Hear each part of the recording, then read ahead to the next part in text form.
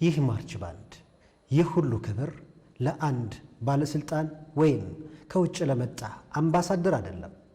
ይህ ሁሉ ክብር ለአንድ ታላቅ ኢትዮጵያዊ የጥበብ ፊታውራሪ እንጂ። ሰላም ክቡራትና ክቡራን፣ አዲስ ጨዋታችን ተጀመረ። በዛሬው አዲስ ጨዋታችን እንደ ወትሮቹ ፕሮግራሞች ሁሉ ሁለት ፕሮግራሞችን ወደ እናንተ የምናደርስበት አይደለም። ማለትም እፍታና የአዲስ ጨዋታ እንግዳ በአዲስ ጨዋታ ወደ እናንተ የሚደርሱ ናቸው። ዛሬ ግን ለአንድ ታላቅ ኢትዮጵያዊ የጥበብ ፊታውራሪ ሲባል ትልቅ ፕሮግራም ተዘጋጅቷልና ይህንን ወደ እናንተ እፍታውም እንግዳውም አድርገን እናደርስላችኋለን። ይህ ማርች ባንድ ለዚህ ታላቅ ኢትዮጵያዊ ሲዘጋጅ ለመሆኑ ይህ ክብር ለማን ነው ትሉ ይሆናል። መወስዳችሁ ወደ ኢትዮጵያ ታላቁ ብሔራዊ ቲያትር ነው። በብሔራዊ ቲያትር እንግዲህ ለአለፉት 43 ዓመታት ታላላቅ የጥበብ ሥራዎችን ያበረከተው በዕድሜው ደግሞ 68 ዓመትን እየደፈነው፣ ይህ ማለት ከታላቁ የኢትዮጵያ ብሔራዊ ቲያትር በ2 ዓመት ያንሳል ማለት ነው።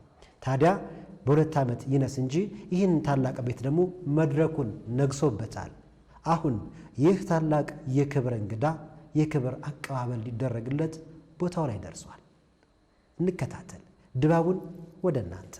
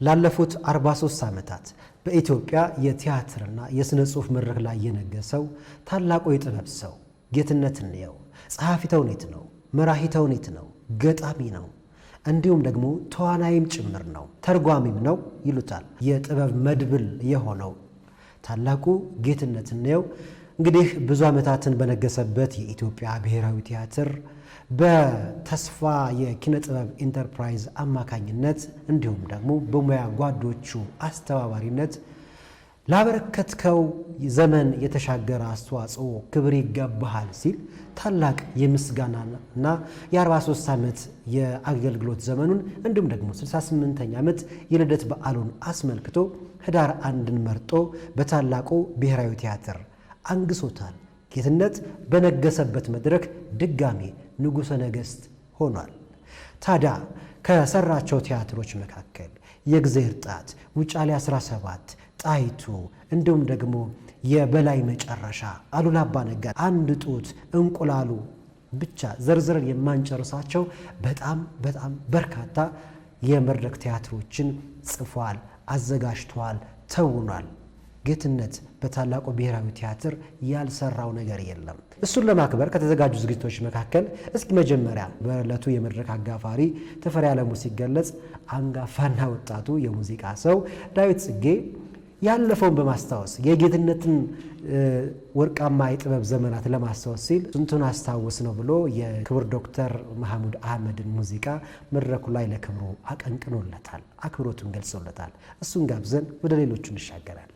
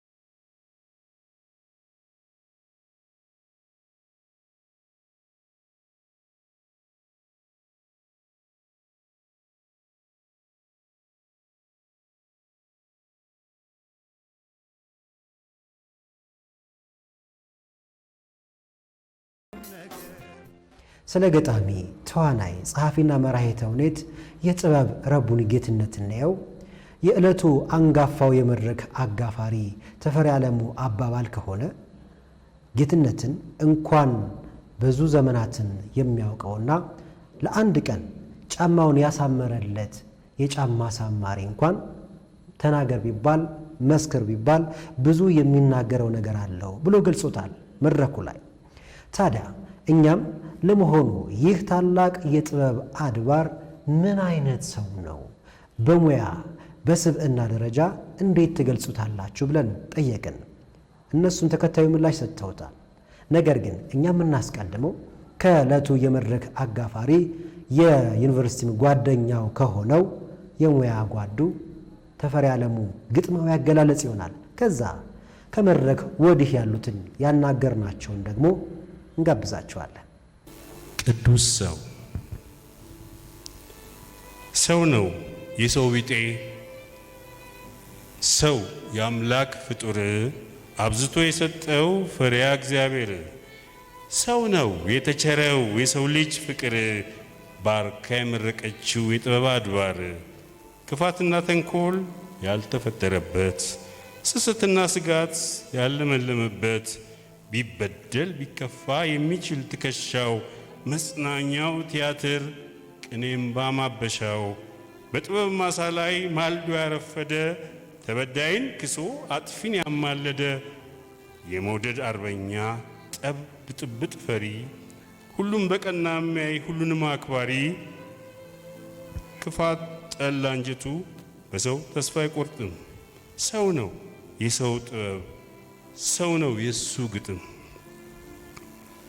ሰው ነው የሱ ጥበብ ሰው ነው የሱ ግጥም ኩርፌ ያሳድርም ሆድ የለውም ለቂም ይታዘባል እንጂ መበቀል አያውቅም ክፉ እንኳ ቢወጣው ተሳስቶ ድንገት ይታመማል ነፍሱ ያራል በጸጸት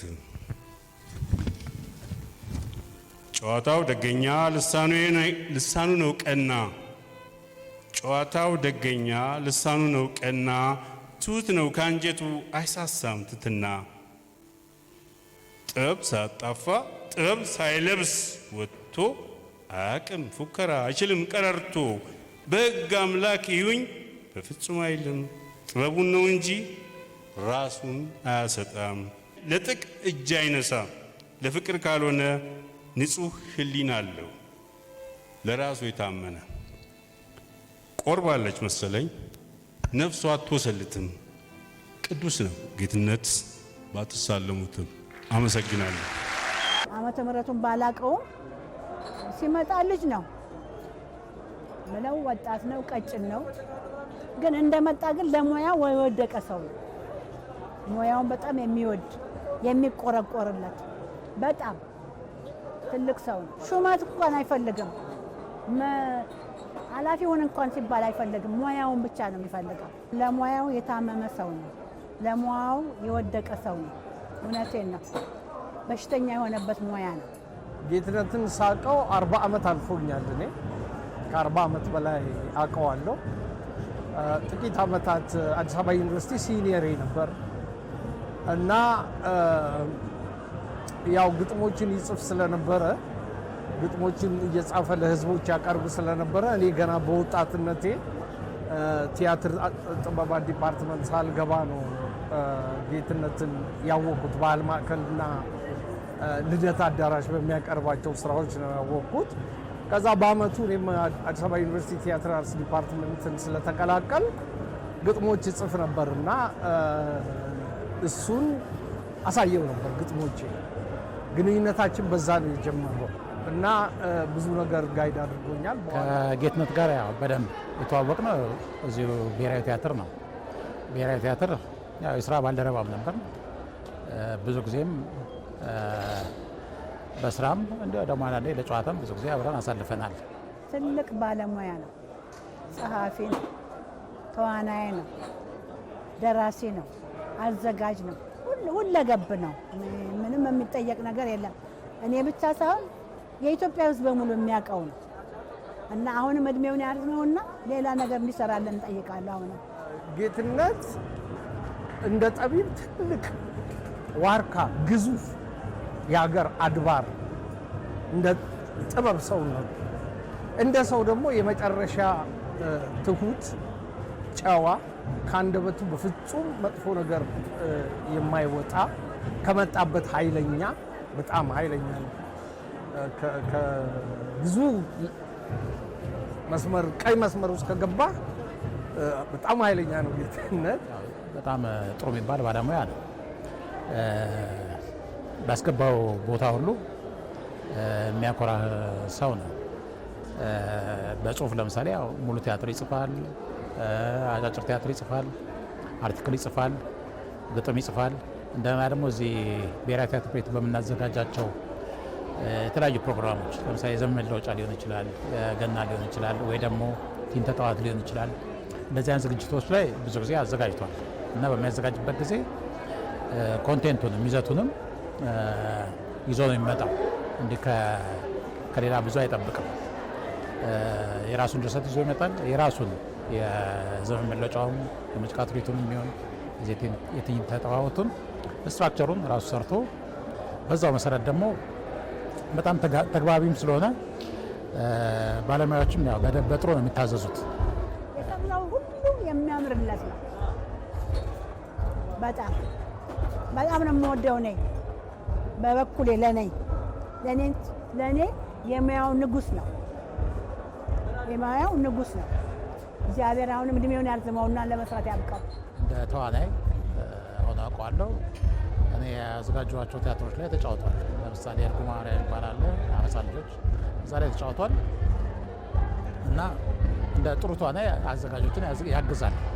በተለይ ያን ጊዜ የመጀመሪያ ስራዬ የነበረው እርጉ ማርያም እና የሚጀምር ሰው ራሱ እንዴት እንደሚቀርብ እንዳይሰማህ፣ ሀፍረት እንዳይኖርብህ፣ ሀሳብን እንድታወጣ በምናብ የምትስለውን ነገር ማውጣት እንድትችል ያግዝሃል። እንዲህ ጥሩ ጥሩ ኳሊቲዎች አሉት። አይታዩም? እዚህ ላይ የጌትነት እንየው የተበጠረ የተለቀመ የተፈተገ ስንዴ ነው እያንዳንዱ ስራ። ስለዚህ ይሄን ከዚህ የምትለው የምታበላልጠው ነገር የለም። ጌትነት ይጻፍ እንጂ ሁሉ ነገር የሚያምርለት የሚያምርበት ደራሲ ገጣሚ ነው፣ ጸሐፊ ተውኔት እና የምትመርጠው እኔ የማበላልጠው የለም። በበኩሌ አጫጭር ፕሌዎቹንም አውቃለሁ፣ ረጃጅሞቹንም አውቃለሁ፣ ግጥሞቹን በብዛት አውቃለሁ። ይሄ ከዚህ የምትለው የምትመርጠው ነገር የለም። በቃ ምናልባት የልጅነት ትውስታ ካልከኝ በጣም እሱም በጣም ወጣት በነበረ ሰዓት ከጻፋቸው ውስጥ አንድ ስለ አባቱና ስለ እሱ ግንኙነት የጻፈው ነገር አለ። እንደተያየን ተለያየን እንደተለያየን ተያየን የምትልና ለዘላለም አይምሮ ውስጥ ሁሉም ስራዎቹ አይምሮ ውስጥ ይቀራሉ። ግን እኔ በልጅነቴ እጅግ በጣም ኢምፕሬስ ካደረጉኝ ግጥሞች አንዷ እሷ ናት። ከሁሉም ሀምሌት ላይ በጣም የገነነ መስሎ ይታየኛል። እርግጥ ሌሎቹንም አሳምሮ የተጫወተው የራሱ ድርሰት ደግሞ አለ ስለ በላይ ዘለቀ የጻፈው። አሁን እሱም ድንቅ የሆነ ጨዋታ ነው የሚጫወተው እና ጌትነት እንዲሁ በተጓዳኝ ራሱ ጥሩ መስፈንም ይችላል፣ ክራ መጫወት ይችላል እና ጥሩ ፐርፎርመር ነው ማለት ይችላል።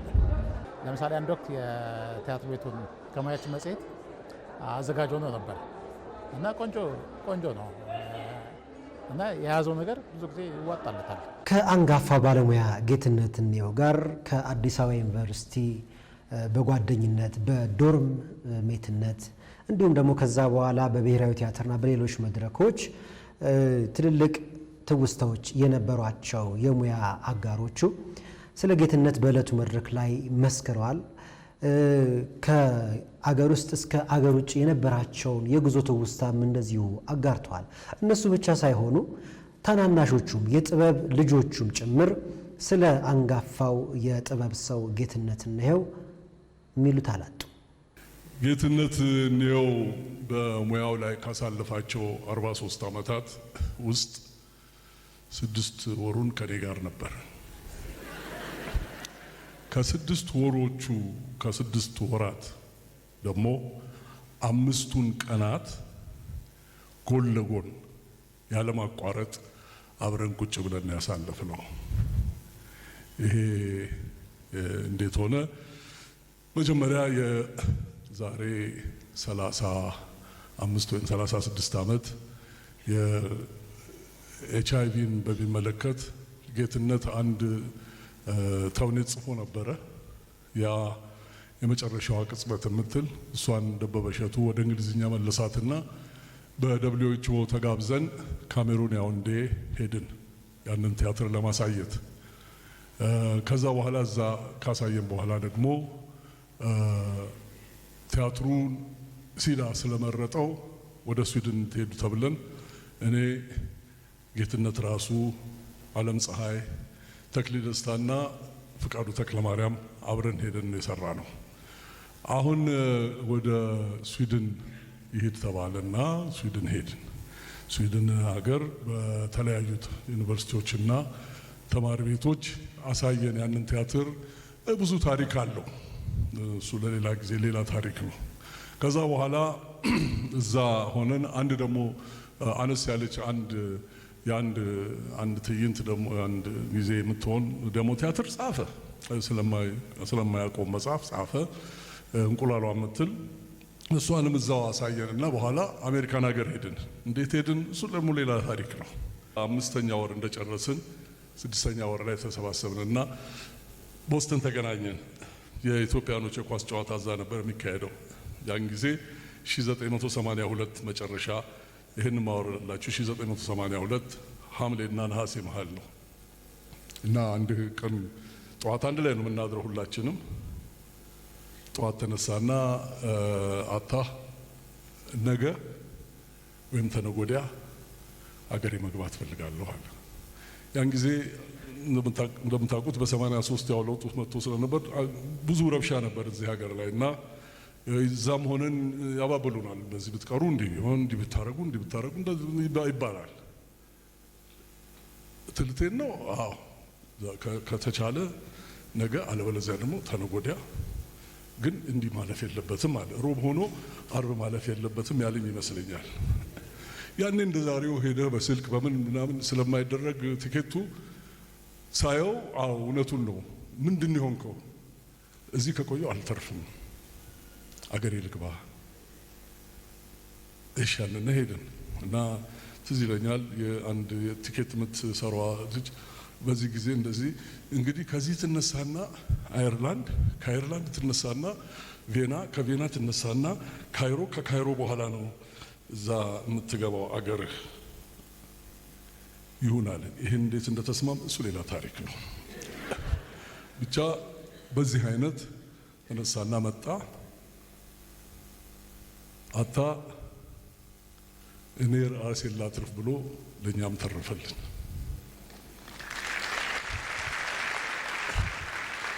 ያ ብቻ ሳይሆን እኛም እሱን ተከትለን መጣን፣ እኛም ተረፍን። 30 ዓመት ሙሉ ለምኘው የዛሬ 2 ወር እንቁላሏ የምትለውን ቲያትር ከየት እንዳገኛት አላቅም ላከልኝ። አንድ ቀን እንዲህ ከተረፍን እኔም እሱም በፍቄ ፋንታ ተፈሪ ወይም የሆሮ ወላ ለማየሁ አንዳችን እንሆንና እንሰርተን እናሳያችኋለን።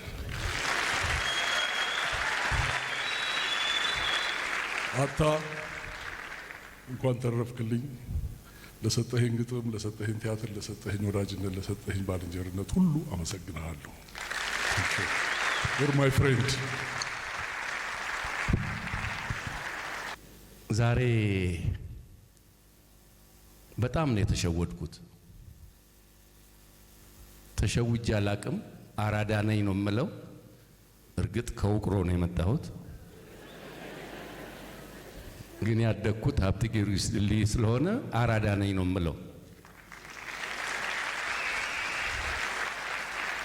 በምን ተሸወድክ በሉኝ።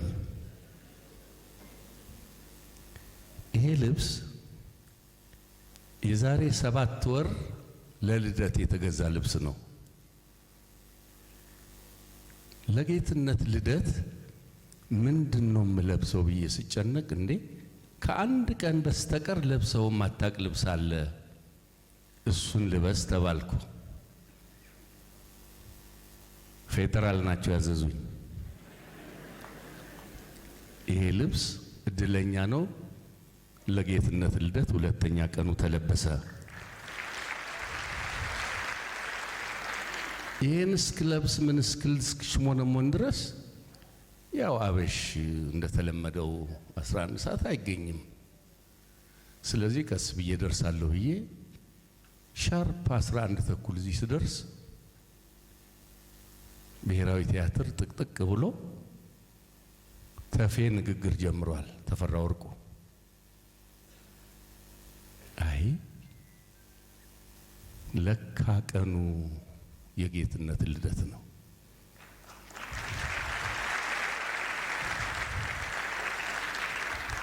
የተሸወድኩት እንደማንኛውም ልደት እንደማንኛውም በዓል መስሎኝ ነው ግማሽ ሰዓት ያሳለፍኩት አለ ልማዴ።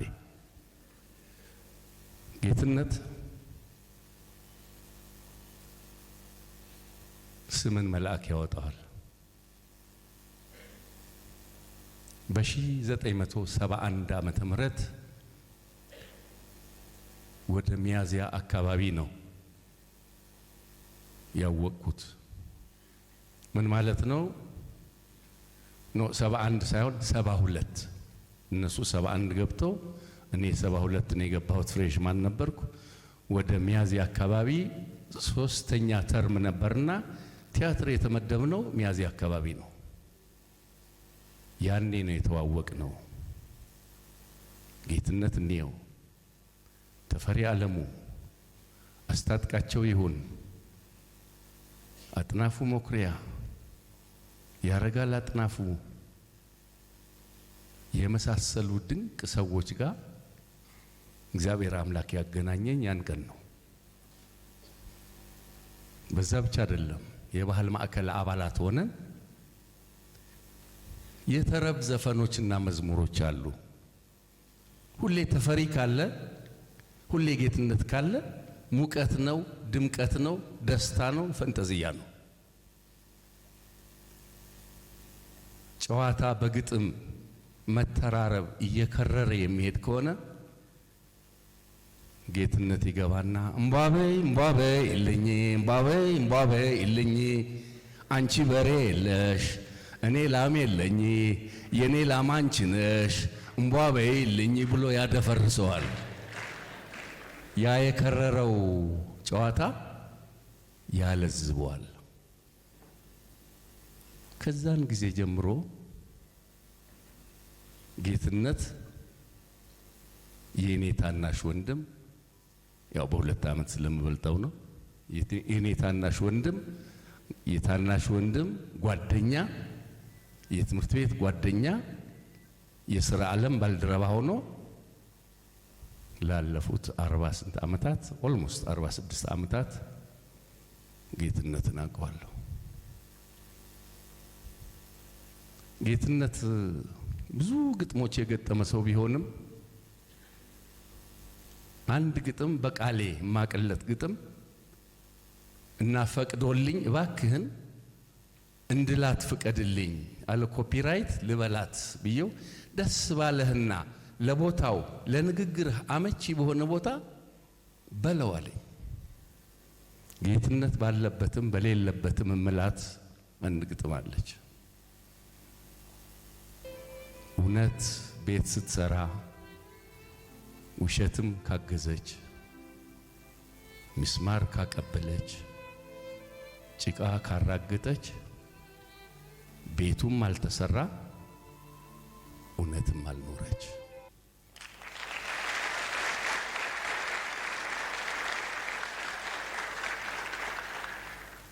እቺ ግጥም የጌትነትን መላ ሕይወት የምትገልጽና የኖረባት ሕይወት ነች። በእውነት ስለ እውነት ኖሯል ጌትነት። ጌትነት በጀግንነት የምናውቃቸውን ሰዎች ሁሉ የበለጠ ያጀገነ ነው። አባ ኮስትርን፣ የቴዎድሮስ ራእይን፣ እቴጌ ጣይቱን እና በርካታ ድርሰቶች የጻፈ በርካታ ግጥሞች የገጠመ ነው። ልደት አዳራሽን የምታውቁ ሰዎች ታውቁታላችሁ። ስለ ልደት አዳራሽ የገጠመው ልደት አዳራሽ ፈረስ ያስጋልባል ጀት ያንደረድራል ብሎ የገጠመ ነው። ስለ ብቸኝነት የገጠመ ነው። ጌትነት ያልገጠመውና ያልጻፈው መጥቀሱ ነው የሚቀለው። ያም ሆኖ ብርቅ በነበረበት ጊዜ ድሬዳዋ አቶ እንዳለ የሚባሉ ሰው የብሔራዊ ሆቴል ባለቤት ናቸው። አርቲስቶች የሚያርፉበት ቤት ነው። አባ ኮስትርን የጻፍከው አንተ ነህ አሉት። አዎ።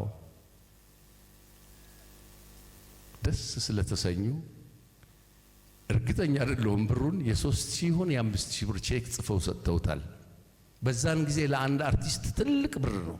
ጌትነት ቀድሞውኑ የተመረቀ እንደ ስሙ ጌታ የሆነ በኪነ ጥበብ የገነነ ነውና ተፈሪ ጨርሶት ነበር።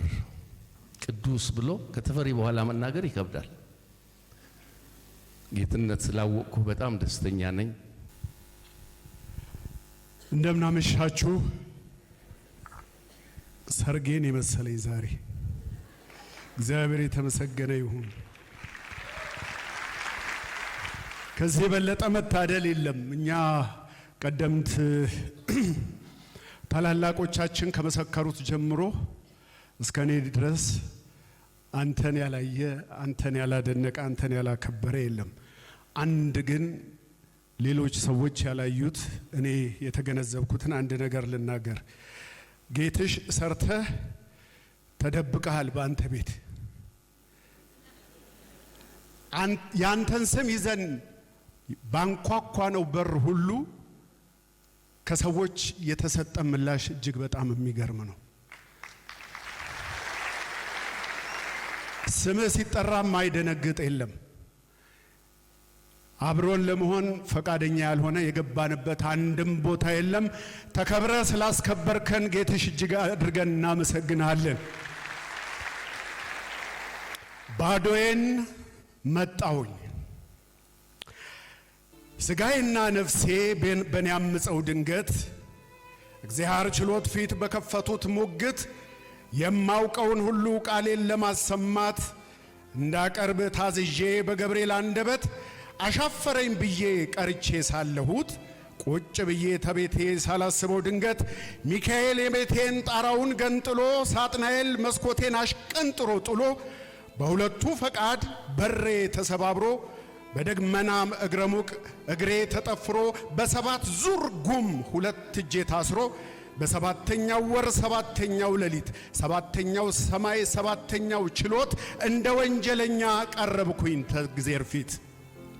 ሚካኤል ቀኝ እጄን፣ ሳጥናኤል ግራውን ክንድና ክንዴ ላይ ጨምደው ይዘውኝ ተዚያው ተችሎቱ ሰማይ ላይ ተክለውኝ እንደ ተማከሩ ሁለቱም ባንድ ቃል እግዚአብሔር ይመስገን ይኸውና ቀርቧል አሉና ለእግዚአብሔር ወደኔ ጠቁመው በማላውቀው ቋንቋ እርስ በርስ አውርተው ሚካኤል ወደ ቀኝ ያኛው ወደ ግራው እኩል ሰባት እርምጃ ተራምደው ቆሙ በተጠንቀቅ ፊት ለፊት ተፋጠው።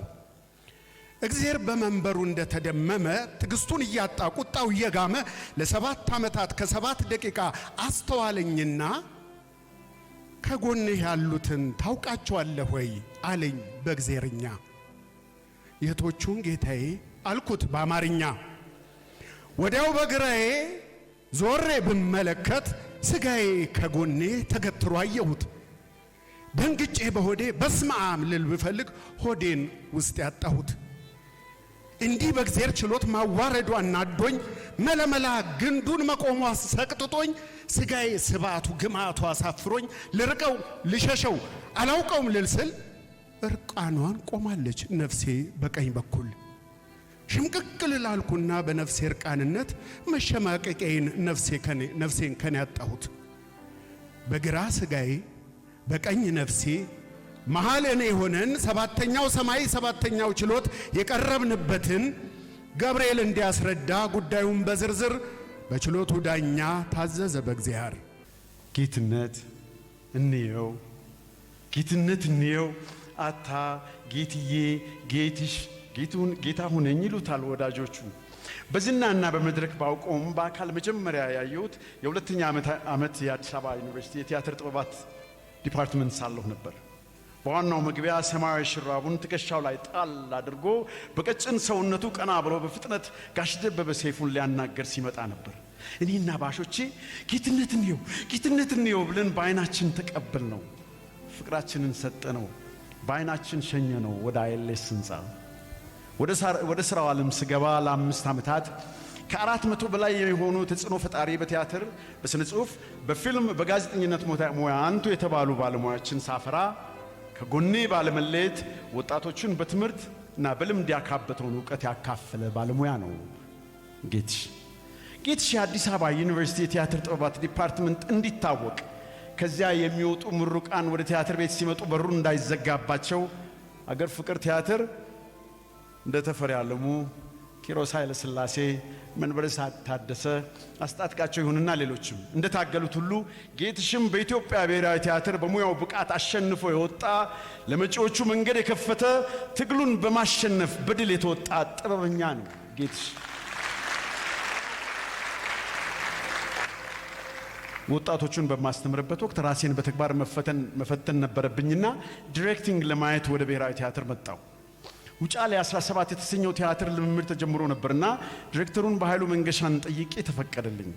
አነስ ያለ ገጸ ባህሪ ተሰጥቶኝም መለማመድ ጀመርኩ። አጋጣሚ ሆኖ አንቶኖሊ የተባለውን የጣሊያኑን ዋና ገጸ ባህሪ የወከለው ተዋናይ በተደጋጋሚ ሲቀር እኔ እንዳነቡ ተጠየቅኩ። ከጥቂት ደቂቃዎች በኋላ ጌትሽና አንጋፋው ተዋናይ ሲራክ ታደሰ ሲጠቃቀሱ አየኋቸው። ሲንሸኳሸኩ ሰማኋቸው። ለረፍት ስንወጣ አዘጋጅ በኃይሉን ጠርተው ይሄንን ገጸ ባህሪ ተስፋዬ ሲማ ነው መጫወት ያለበት ብሎ ነገሩት። እሱም ሳያንገራግር ወሰነ። ጌታው ነኝ እጄን ጎትቶ ወደ መድረክ አስገባኝ። በጥበብ አስለከፈኝ። ሀ በል ብሎ ሁ በል ብሎ ከትወና ጋር አቆራኘኝ። እግዚአብሔር ይስጥልኝ።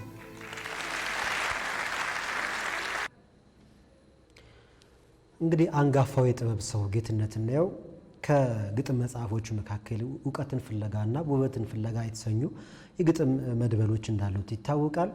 እንዲሁም ደግሞ በቲያትሩም በኩል ደግሞ ብዙ ስራዎችን መስራቱን ቀደም ሲልም ገልጸን ነበርና መድረክ ላይ ተገኝተው ያላቸውን አክብሮት፣ ፍቅር፣ የነበሯቸውን ትውስታዎች ያጋራሉ እድለኛ ሆነው።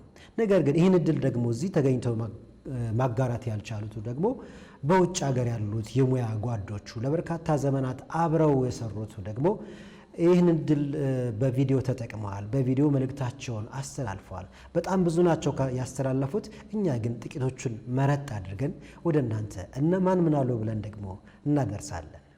እኔ እንግዲህ ብሔራዊ ቲያትር ቤት መስሪያ ቤቴ ብቻ ሳይሆን መኖሪያዬም ያደግኩበትም ግቢ ነው እና ቲያትር ቤቱ የቲያትር ክፍል፣ የባህል የሙዚቃ ክፍል፣ ዘመናዊ ኦርኬስትራ ሀና ዘመናዊ ኦርኬስትራ ለ የሚባሉ ቡድኖች አሉት።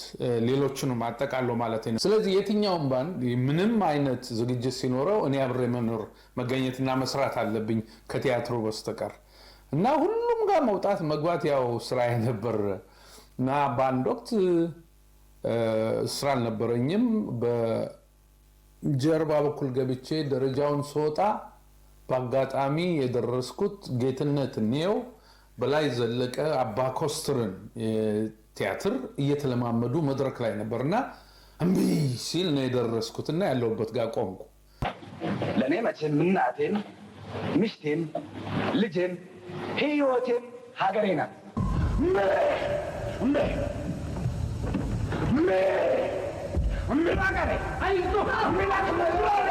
እና በእውነት በአካል በላይ ዘለቀ የሚባለውን አርበኛ ያየው እስኪመስለኝ ድረስ ፈዘዝኩ። ልክ ያ ክፍል እንዳለቀ ተንደርድሬ ሄጄ የቲያትሩ አዘጋጅ የነበረችው ዓለም ፀሐይ ወዳጆ ነች። እንደው በፈጣሪም በሁሉም ለመንኳት እዚህ ቦታ ላይ አስገቢኝ ብዬ እንዴ ቲያትር እንዲህ ዘሎ የሚገባበት መሰለ ምናምን ብላ እምቢ አለችኝ። ግን ቲያትሩ ካለቀ በኋላ ጌትነትንም በጎን ሄጄ እሷንም በሰዋስ እንደው አጅቤ ልቁም ብዬ ለምኜ ተፈቀደልኝ። ቲያትሩ በሚከፈትበት ቀን የበላይ ዘለቀ ልጅ ቤተሰቦች ሌሎችም በተገኙበት ነበር ቲያትሩ የሚከፈት።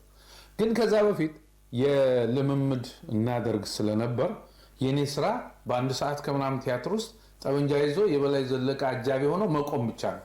እኔ ዝም ብሎ መቆም አልለመድኩ። እኔ ቀዥቃዣ ነው በተፈጥሮዬ እና ቀስ ብዬ ሌላ ጥያቄ ያቀረብኩ እንደው ትንሽ የምለው ነገር ስጡኝ ብዬ አይቻልም አሉ።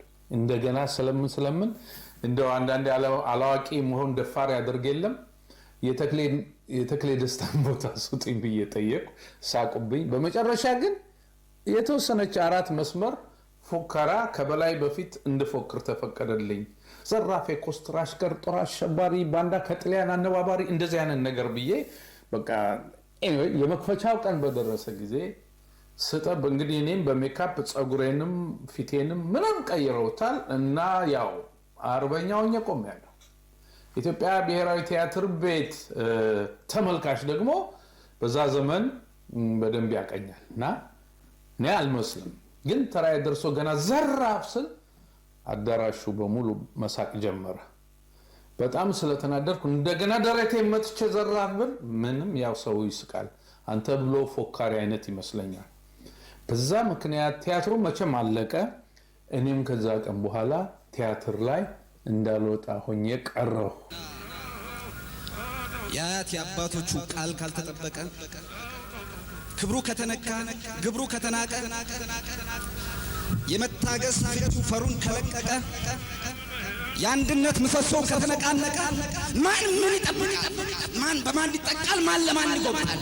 እምቢ አሳፈር ጎበዝ ምን ቃል ያውቃል? ጌትነት በህይወቴ ሙሉ የማከብረው የማደንቀው ትልቅ የጥበብ ሰው ሲጽፍ ሲተውን ብቻ ብዕሩን ሲይዝ ከየት አመጣው የማይባል ትልቅ እምቅ ጉልበት ያለው ወደፊት መውጣት መታየት የማይወድ በስራው ግን ሁሌም የገነነ ረጅም እድሜ ሙሉ ጤና እመኝልሃለሁ። እድል ገጥሞኝ አንተን የክብር ምሽት ባዘጋጅ እንዴት ደስ ባለኝ። ምክንያቱም የልጅነት ህልሜ ስለነበር።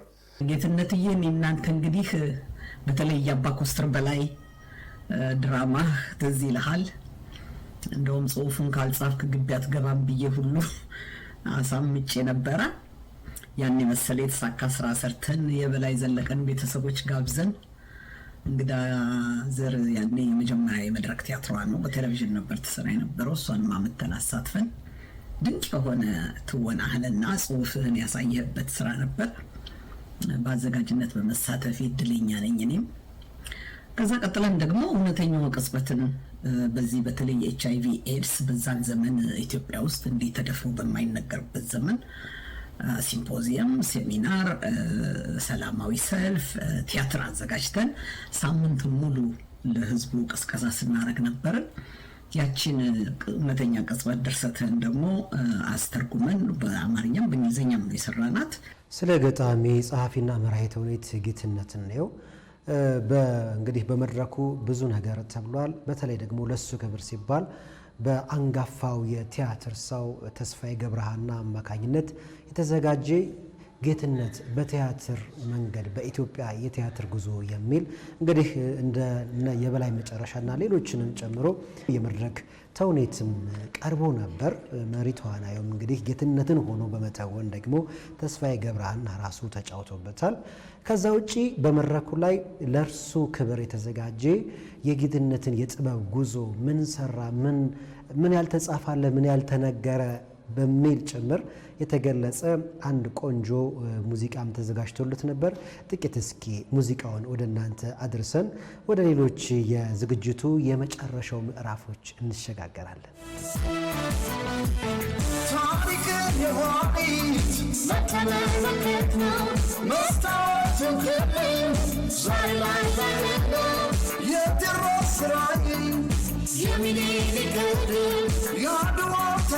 ነው የጣይቱ ቡጥን የአባኮስትር በላይ የጀግንነት ታምር ሁሉም ከትበው ወቃማገኝ ሁሉም ከትበው ወቃማገኝ እንዲህ ነው መታደል በጥበብ ጌትነት እንየው ያለ ሰው የሚጓጓለት እግርን ሳንጓዝ በትን ፍለጋ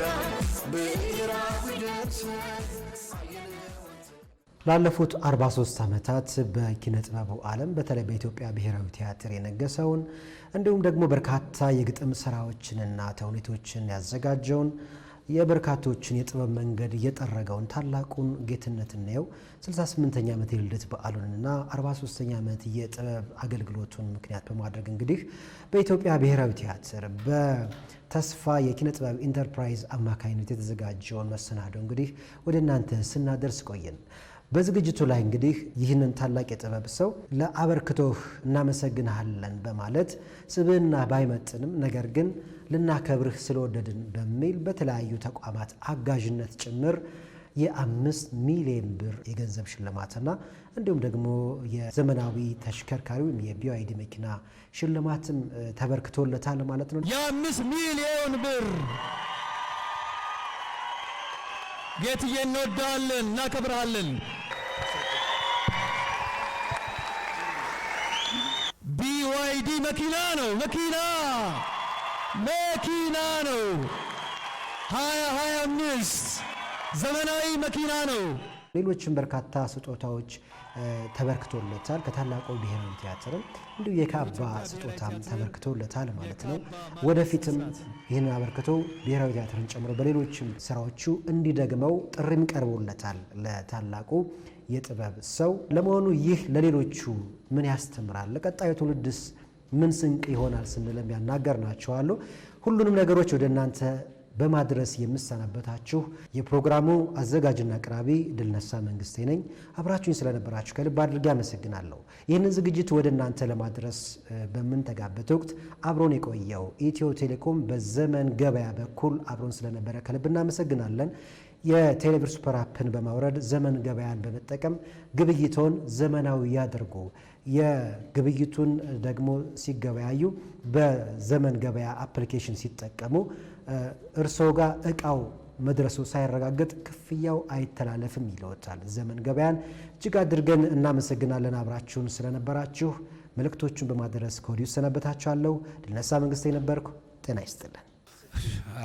እውነቱን ለመናገር ዝም ነበር በጣም የሚገልጸው።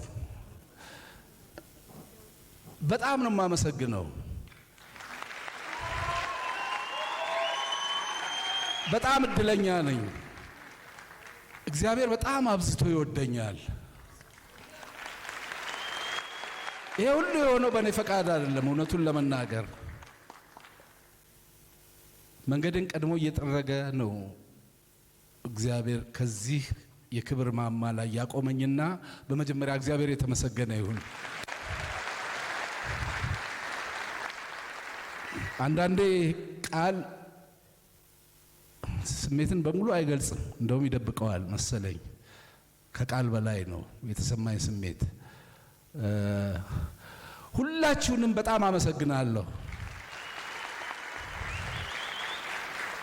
እንግዳው ከተነሳ አይቀር እንግዲህ ገና ካንቀልባ ተቀብላ ያሳደገችኝ ታላቅ እህቴ እናቴ ምላት እማዊ ፋንታነሽ እዚህ ያለችና ከእግዚአብሔር በመቀጠል እንግዲህ እሷን ላመስግን።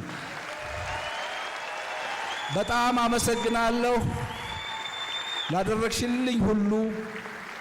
ዛሬ ወንኩትን ያደረግሽኝ አንቺ ነሽ። ከባለቤትሽ ዛሬ በአካል ባይኖርም ነፍሱ በሐሴት ቁልቁል እንደምታየን እርግጠኛ ነኝ። ከአርጌቦ አበበ ጋር በስስት አሳድጋችሁኛል።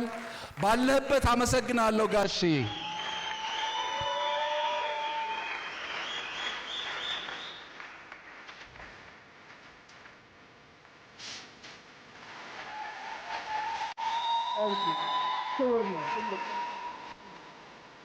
አመሰግናለሁ።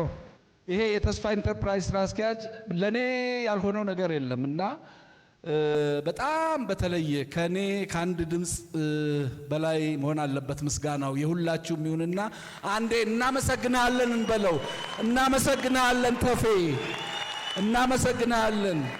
ደግነትህ፣ ትጋትህ፣ ሁሉ ነገር ሰብና የተለየ ነው። ለቲያትርና ለቲያትር ባለሙያ የምታደርጋቸው ነገሮች በሙሉ ከቃል በላይ ናቸው።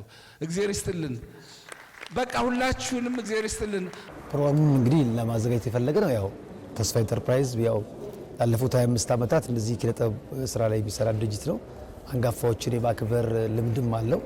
እዚህ አርቲስት ጌትነት ነው ደግሞ መከበር አለበት የሚል ፍላጎት ስለነበረን ሁሌ እናለሙ የነበረ ነገር ስለነበር ለዛ ነው አሁን ይሄ ፕሮግራም በዚህ ዓመት ከእግዚአብሔር ፈቅዶልን ያሳካል። እነዚህ አንጋፋዎች መከበር አለባቸው። ካቱም እነሱ በቀደዱት ጎነው እንግዲህ ዛሬ ወጣቱም በተለይ ፍላጎት ያለው ቲያትሩ ላይ በተለይ ያለ ሙያተኛ እነ ጌትነትን እያየ እነ ኪሮስን እያየ ነው ያደገውና ለተተኪው ትውልድ ትልቅ መከባበርን የሚያሳይ ስራቸውን ይፋ የሚያደርግ ትልቅ ውጤት ነው ብዬ ነው የማስበው። ጌትነት እንግዲህ ዘርፈ ብዙ ባለሙያ ነው። እንዴት ባለሙያ ጋር አብሮ መስራት በጣም እድል ነው፣ ለእኛ ትልቅ እድል ነው ያገኘ ነው። ይሄ ለጌትነት የሚደረግ ምስጋና ልክ እንደሱ በዚህ ሙያ ላይ ላለፉ ሰዎችም ጭምር ምስጋና ነው። ምክንያቱም እንግዲህ እኛ ሀገር ቲያትር ከ100 ዓመት በላይ ሆኖታል እና በ100 ዓመት ውስጥ በጣም ብዙ ሰዎች ሰርተዋል እና እንደዚህ አይነት እድል የሚያገኙ ሰዎች ጥቂት ናቸው። ነገር ግን የነሱ መከበር የነሱ ምስጋና ማግኘት እንኳን አብረናቸው ለሰራናቸው አይደለም አብሮት ላልሰሩትም ወደፊት ለሚመጡ ለወጣቶችም ቢሆን ጥሩ ምስጋና ነው ብዬ ነው የማስበው። እንደዚህ እየተታወሱ ለባለሙያዎች እንደዚህ አይነት ነገር ቢደረግ ቆንጆ ነው። ማስታወስ ትልቅ ነገር ነው፣ ሞራልም ይሰጣል። የመንግስት ጥረት አይደለም፣ የተቋማት ጥረት አይደለም፣ የጥቂት ግለሰቦች በተለይ ደግሞ ተፈራ ወርቁ የሚባል የተስፋ ኢንተርፕራይዝ ኃላፊ የሱ ጥረት አውቀዋለሁ። ይሄን እኛ የኛ ሀገር የጥበብ ሰዎች ብዙም በዚህ መልክ በዚህ መስክ እድለኞች አይደለም። የሚያውቁን የቅርብ ጓደኞቻችን ቤተሰቦቻችን ናቸው አስታውሰው ይሄን ነገር የሚያደርጉ። ጭብጨባ ያስፈልጋል። እንኳን ተወለድክልን፣ እንኳን ለዚህ ክብር በቃ። እጅግ በጣም እናመሰግናለን።